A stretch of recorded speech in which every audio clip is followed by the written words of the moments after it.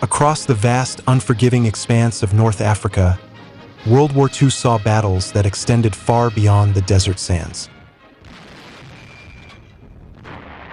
The Mediterranean waters became a fierce battleground as Allied and Axis forces fought to control vital supply routes. Here, amid scorching heat and relentless combat, an unexpected weapon proved lethal against Allied forces on both land and sea. The German 88mm Flak gun, renowned for its precision and power, claimed victories not only against tanks and planes, but also against British warships. Developed initially as an anti-aircraft gun, the German 88mm Flak became one of the most adaptable and feared weapons of World War II. With its high-velocity shells and precise targeting, the 88 could easily puncture armor, making it a lethal weapon against Allied tanks. In this theater, however, the Germans found yet another role for the 88mm Flak. Positioned along the coast, gun crews targeted not only aircraft and tanks, but also ships venturing in from the Mediterranean. Today, we'll uncover the story of how these guns took aim at Allied vessels, and in the heat of battle during Operation Agreement, struck fear along the shores and wreaked havoc on the British destroyer fleet. But before we dive deeper into the story, a word from our sponsor, World of Warships Legends. World of Warships Legends is a free-to-play console game that lets you command historically accurate warships in thrilling multiplayer battles. Unlike the fast-paced FPS games, World of Warships Legends gives you the chance to think strategically, plan ahead, and make every shot count. In honor of the end of World War I, World of Warships Legends is offering an incredible selection of authentic World War I warships, all at special, discounted prices. These legendary ships are meticulously crafted to pay tribute to their real-life counterparts. From the powerful Oklahoma to the iconic Texas and Warspite, each vessel is a piece of history waiting for you to command. And there's more. Take on a special mission with British or German ships to unlock the Tier 3 premium battleship, Von der Tann. Famous for her role at the Battle of Jutland, Von der Tann adds unique power to your collection. If you are new to the game, start strong with the Welcome Pack. It includes the American battleship Arkansas, German cruiser Karlsruhe, 7 days of premium, along with crates and camouflages. Everything you need to dive right in. So don't miss this chance to command these iconic vessels in World of Warships Legends. Download now and sail into history. And now, back to the video. As 1942 began, the battle for dominance in the Mediterranean intensified. With its strategic coastline along the Mediterranean, control over North Africa would determine the supply routes to the Axis forces under Field Marshal Erwin Rommel, the Desert Fox. British and Allied naval forces patrolled these waters, attempting to disrupt Axis supply lines and support ground operations. Among the destroyers assigned to this mission in the British fleet was HMS Sick. HMS Sick was a tribal-class destroyer, serving with the 4th Destroyer Flotilla of the Royal Navy. In 1941, under the command of Commander Stokes, she participated in the pursuit and eventual sinking of the German battleship Bismarck. HMS Sick later transferred to the Mediterranean, where she served as part of Force H. On December 13, 1941, Sick, along with 3 other destroyers, engaged and sank a couple of Italian cruisers. By the summer of 1942, the British destroyer fleet had made its mark in the Mediterranean, inflicting substantial losses on both Italian and German ships and submarines. In September 1942, the Allies launched Operation Agreement, a bold and risky raid to disrupt Axis supply lines by targeting Tobruk, a heavily fortified port on the Libyan coast. British and Commonwealth forces, along with naval and air support, aimed to strike a crippling blow against German and Italian defenses. One of the key elements of this operation was to land British commandos and Royal Marines under the cover of darkness. Leading the charge was the Royal Navy destroyer HMS Sick. As British destroyers moved in to deploy troops near Tobruk, German and Italian defenses quickly mobilized, directing their heavy coastal guns toward the approaching fleet. Among the array of defenses prepared to secure the port, the 88mm flak guns stood prominently, poised to engage any target that ventured within their range. On the night of September 13th, HMS Sick and HMS Zulu were providing support for an assault along the African coast. While Sick was engaged in picking up troops from landing boats at 0500 hours, a searchlight on shore suddenly illuminated her. In response, Zulu maneuvered away before approaching bow first into the beam of the searchlight. Almost immediately, shore batteries opened fire. The high-velocity round struck with lethal accuracy, and HMS Sick became a prime target as it moved closer to the shore.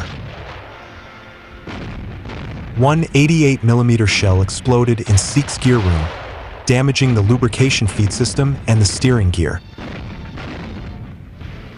A second shell struck the forward section, detonating the ready-use ammunition locker for the A-gun and igniting a fierce fire that incapacitated all of the Royal Marines who had just been picked up. The explosion also trapped more Royal Marines who had been waiting in the mess decks. Emergency damage control and first aid parties quickly mobilized to rescue the wounded, flooded the A and B magazines, and worked to extinguish the blaze. The Flak crew had an excellent field of fire, with the 88mm shells repeatedly striking their targets. HMS Sick was steaming in circles at 10 knots, gradually losing speed.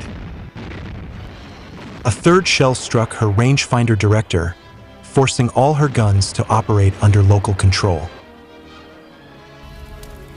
As Sick came to a halt, the commanding officer ordered all Royal Navy forces to vacate the area, while Zulu prepared to tow Sick away from danger. The Flak 88s continued to unleash destruction upon the destroyer fleet, striking their targets with deadly precision. While Sick was under tow, a fourth shell struck the unfortunate destroyer, detonating the charges around her Y mounting and igniting another severe fire in the aft section. A fifth shell struck the B mounting, killing the entire gun crew. Despite the casualties, others quickly took their places, and the guns continued firing. During the shelling, the tow line broke, prompting Zulu to make attempts to get a heaving line to Sick. Captain Micklethwaite moved forward to supervise the towing preparations on the forecastle when a sixth shell struck the bridge. By this time, it was broad daylight, and the two ships were getting underway when another 88mm shell hit the tow line, severing it completely. Realizing there was no hope of saving Sick, Zulu laid a smokescreen around her and attempted to approach to rescue Sick's crew. However, it was deemed too dangerous, and Zulu was ordered to withdraw. Shells continued to rain down on Sick, but her X-gun kept firing until the ammunition in the ready-use locker was exhausted. Captain Micklethwaite then activated the scuttling charges, flooding the engine and boiler rooms. After making a final tour of his ship, he left. Sick took a long time to sink, heeling over to starboard as she went under, while shells continued to strike her. The raid on Tobruk during Operation Agreement resulted in heavy Allied losses, partly due to the accurate and intense firepower of the 88mm guns. All survivors were eventually captured and taken as prisoners of war. The 88 proved highly lethal in coastal defense compared to other heavy artillery guns, due to several key advantages it brought to these defensive operations. Although initially designed as an anti-aircraft gun, its powerful high-velocity shells made it an unexpectedly versatile weapon capable of dealing with a wide range of threats, including small naval vessels and landing parties. The 88mm anti-aircraft guns served as versatile artillery in coastal defense. Positioned along the coast, these guns were the first to open fire on enemy bombers approaching from the sea and were frequently called upon to engage enemy naval fleets as well. The Flak 88 fired high-velocity shells with remarkable accuracy, allowing it to engage moving naval targets effectively at medium ranges. This precision was critical during Operation Agreement, where 88mm rounds targeted British destroyers and landing craft attempting to get close enough to deploy troops. HE rounds were particularly useful in this coastal defense role, as they could inflict damage on lightly armored ships, smaller vessels, and landing parties. Unlike many coastal artillery pieces that were slower firing, the 88mm flak gun had a relatively high rate of fire, around 15 to 20 rounds per minute when manned efficiently. This allowed it to sustain a heavy volume of fire, an essential quality when facing a fast-moving commando raid. The gun's versatility allowed German forces to quickly shift their focus between naval targets, landing craft, and even supporting defenses against aircraft during raids. In Tobruk's defense, this adaptability contributed to overwhelming the raiding forces with a concentrated and multi-directional response. Many of the 88 guns in Tobruk were positioned in elevated coastal areas and at strategic choke points, giving them a clear line of sight over the harbor and surrounding waters. Their reach and the advantage of high ground made it difficult for approaching vessels to avoid detection or engagement. Operation Agreement ended in disaster for the Allies. Many of the troops who landed were either killed or captured, and the Royal Navy lost several vessels. The failure underscored the difficulty of amphibious assaults against fortified positions, and the lethal effectiveness of the Flak 88 gun in roles beyond its original design. The 88mm Flak had proved itself yet again, capable of not only defending against aircraft and armored vehicles, but also of taking on naval threats when they dared to come within range. The 88mm Flak's adaptability and firepower in this setting underscored its value beyond its traditional anti-aircraft and anti-tank roles, proving it a formidable tool in Axis coastal defenses throughout the war. Thank you for joining us as we explored this lesser-known chapter of World War II. If you enjoyed this video, please consider subscribing for more historical insights into the weapons and battles that shaped the war.